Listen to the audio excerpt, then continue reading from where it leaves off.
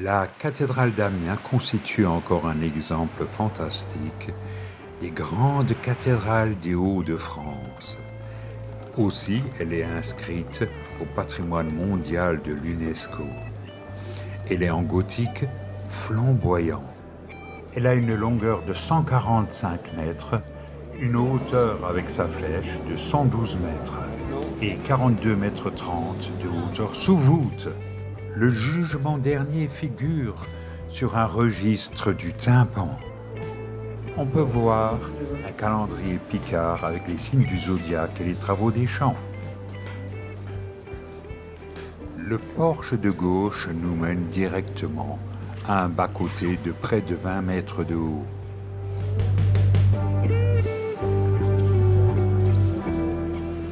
L'élément principal du dallage de la cathédrale est un labyrinthe octogonal qui est situé au niveau de la 5e travée de la nef. Il a une longueur totale de 234 mètres et au Moyen-Âge, certains pèlerins venus vénérer les reliques de Saint Jean-Baptiste dont le crâne avait été ramené, le parcourant à genoux à la manière d'un chemin de croix.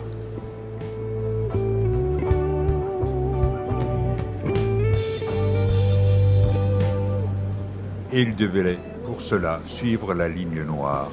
C'était une épreuve que devaient subir ceux qui désiraient se sanctifier ou gagner quelques indulgences.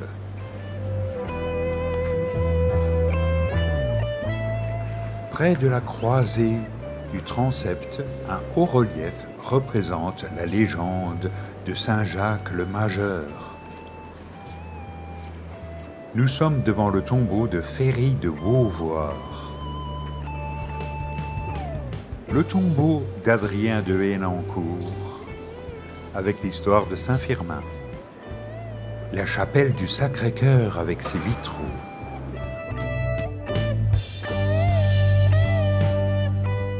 La chapelle axiale présente aussi de très belles verrières.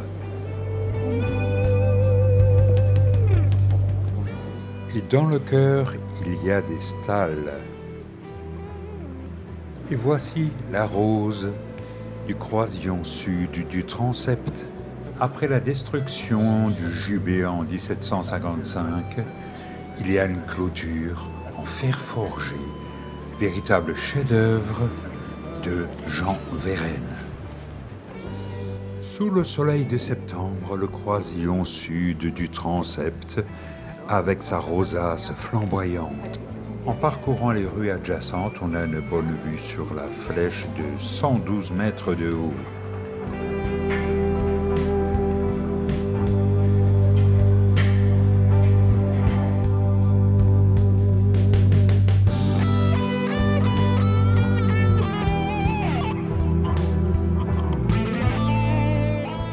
À 15 km d'Amiens se situe le château fort de Piquigny. On y accède par la porte du Gard.